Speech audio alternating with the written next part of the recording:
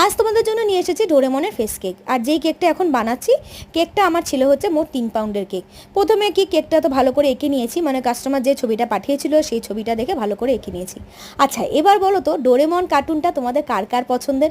আমার তো ছোটোবেলায় খুব পছন্দের ছিল, মানে একসময় মনে হতো যে ডোরেমনের যদি ওই গ্যাজেটগুলো আমার কাছেও যদি থাকতো নোবিতার জায়গায়, তাহলে বোধহয় আমারও খুব ভালো হতো, আমিও বোধহয় এটা করতে পারতাম, ওটা করতে পারতাম। মানে একটা আলাদাই অনুভূতি ছিল। আর এখানে সব কিছু ডিপ ডিপ কালার ইউজ হয়েছে, কাস্টমারকে সেটা আমি বলেও দিয়েছিলাম, কাস্টমারের এই নিয়ে কোনো অভিযোগ ছিল না, শুধু তারা বলেছিল ছবিটার মতন অ্যাজ ইট ইজ বানিয়ে দিতে।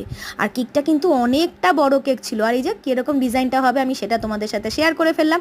আর পাশেও যে ব্ল্যাক কালার যেগুলো দেখতে পাচ্ছ, ওগুলো কিন্তু পুরোটাই চকলেট গানাশ দিয়ে বানিয়েছিলাম। আর ডোরেমনের ফেস আমি এর আগেও অনেকবার বানিয়েছি, কিন্তু এই টাইপের ডোরেমনের ফেসটা আমার কাছে একদমই নতুন। তোমাদের এই ডিজাইনটা কেমন লাগলো জানিও, আর কেকে ডোরেমন কার্টুন দেখতে ভালোবাসতে সেটাও জানিও। দেখা হচ্ছে নেক্সট ভিডিওতে। টাটা।